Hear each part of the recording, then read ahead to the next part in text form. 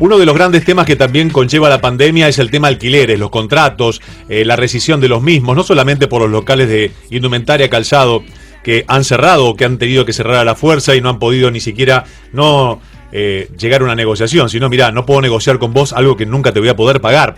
También el tema de los estudiantes que estaban estudiando y tuvieron que regresar a sus localidades o se quedaron aquí, sus padres sin ingresos, por X motivo, también hay que rescindir contratos, y en el medio la ley de alquileres. Bueno, lindo tema para charlar con Ariel Doracio, que es coordinador del Consejo Asesor de Vivienda en la Oficina del Consumidor, sobre esta rescisión de contratos en ciudades universitarias, como por ejemplo aquí en Bahía Blanca, alquileres fijos. Bueno, vamos a charlar sobre este tema. Ariel, buenas tardes. Sebastián Chapiro lo saluda en Duplex en el EU2 de Bahía Blanca. ¿Cómo le va? ¿Qué tal, Sebastián? Buenas tardes, ¿cómo estás vos? Excelente, muy bien. Digo porque es viernes, ¿no? Es viernes, acá en Rosario llueve, por ejemplo. Estamos en un viernes lluvioso, pero lindo. Bueno, es lindo el tema, cómo cada situación nos trae otras situaciones aparejadas, y el tema de los alquileres no es menor. ¿Qué han visto desde la Oficina del Consumidor con respecto no solamente a la ley de alquileres, sino a todo lo que ha sucedido post y durante COVID-19?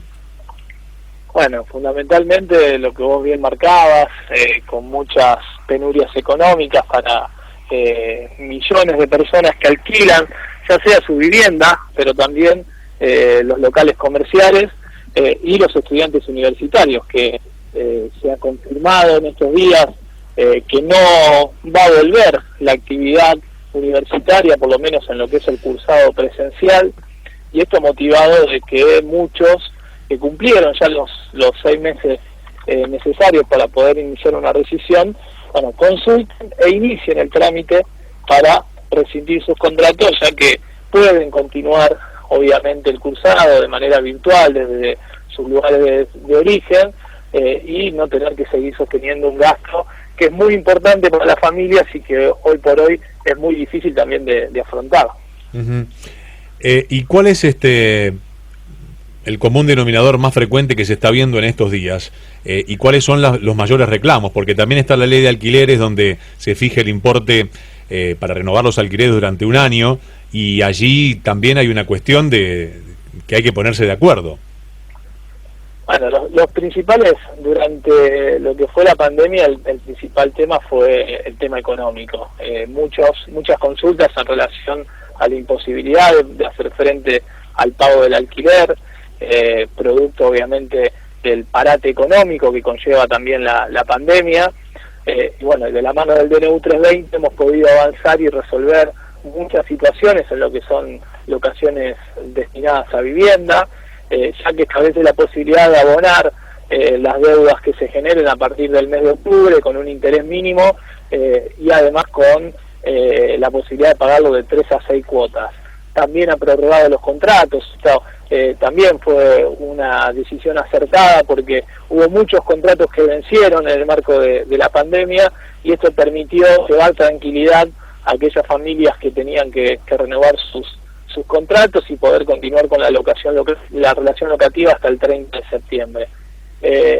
Y después, bueno, lo que vos decías, a partir del 1 de julio entra en vigencia la Ley Nacional de Alquileres, una ley que fue generada por consenso después de más de 5 años de debate en ambas cámaras legislativas a nivel nacional, y que trae aparejados cambios significativos, como los plazos mínimos de contratación que se elevan a 3 años, como el índice de actualización de los valores del alquiler de acuerdo a un índice oficial que promedia IPC, es decir, inflación, y RIPTE, que es la variación del salario estable en la Argentina, y que es una gran necesidad porque obviamente el salario es la herramienta con la que cuenta el inquilino para hacer frente al pago del alquiler.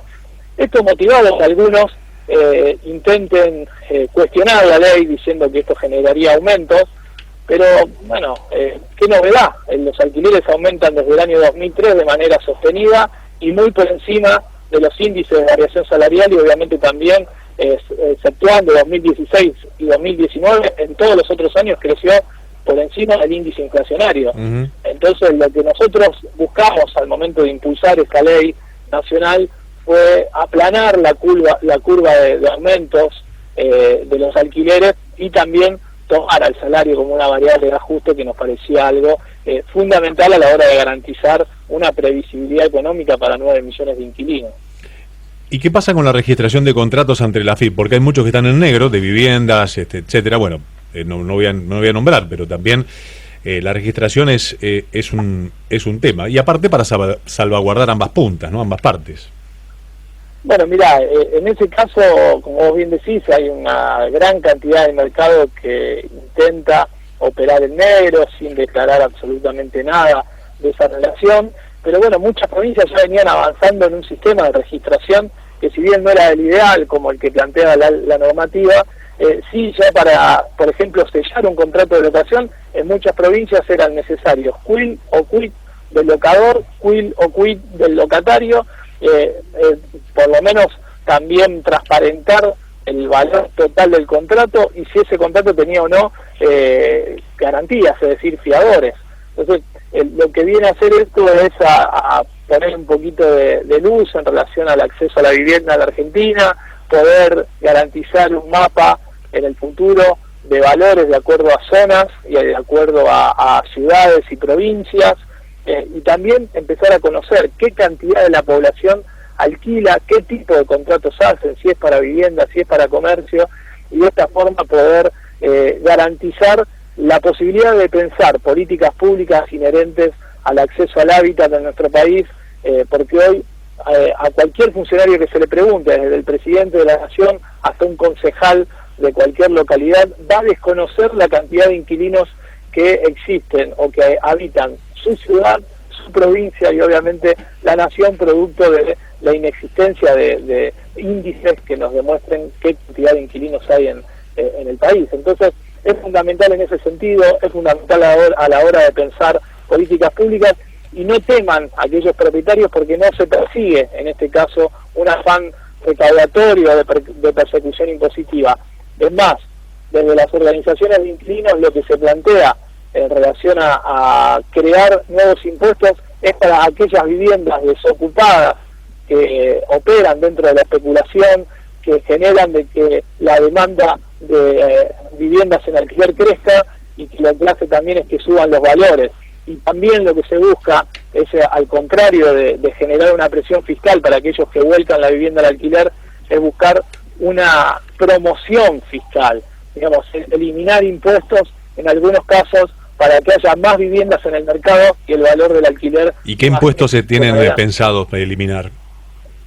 Lo que se busca es trabajar siempre con los impuestos que gravan a la propiedad, que son los impuestos inmobiliarios, como los impuestos provinciales en el caso de Bahía Blanca, como existen también en la gran mayoría de las provincias, que no es eliminarnos, sino lo que se busca es reducirlo para generar una promoción impositiva, y en el caso de que la vivienda esté desocupada y no se vuelva al mercado, sí hay una presión, o sea, se pague un sobreimpuesto o una sobretasa municipal a fin de que no sea redituable o rentable y se deje de especular con la vivienda y ese inmueble se vuelque al mercado. Claro, es una buena iniciativa. ¿Qué tiene que saber hoy el inquilino que está por firmar un contrato?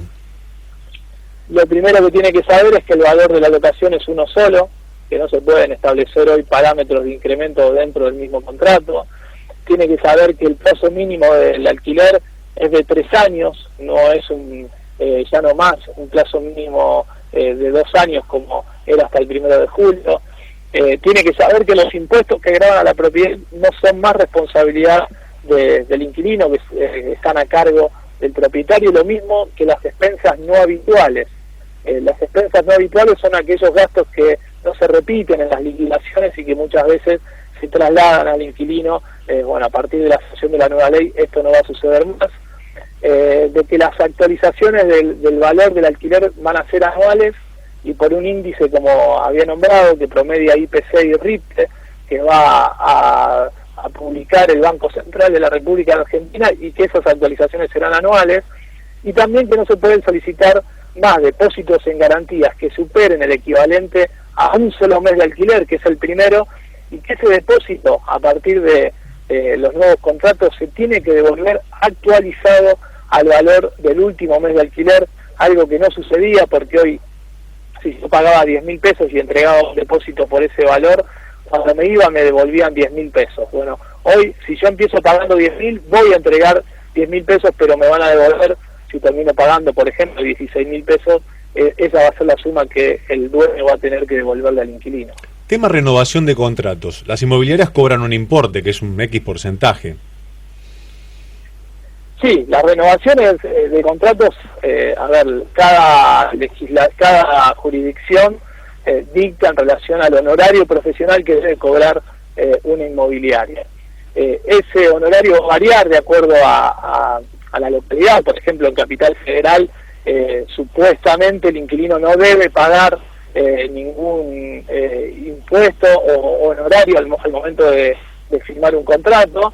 Pero bueno, en las provincias esto va a variar, el 2% en algunas, el 4% en otras. Cuando hablo de porcentajes hablo del valor total del contrato. Ahora bien, cada uno va a pactar ese honorario previo a la firma del contrato y de acuerdo a la reglamentación y a la legislación vigente que varía en todas las provincias, y que esto, bueno, está supeditado a lo que cobran.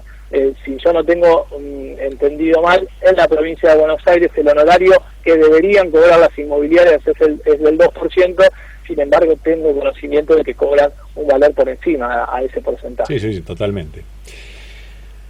Clarísimo el concepto y también todo lo vertido en la charla. Ariel, gracias por atenderme y por todo este panorama. No, muchas gracias a ustedes y a disposición para cuando gusten. Por favor. Ariel Doracio, coordinador del Consejo Asesor de Vivienda en la Oficina del Consumidor, sobre la rescisión de contratos y también sobre todo lo que hay que saber de la ley de alquileres cuando faltan 8 minutos para llegar a las 4:30 de la tarde. Te regalo esta canción.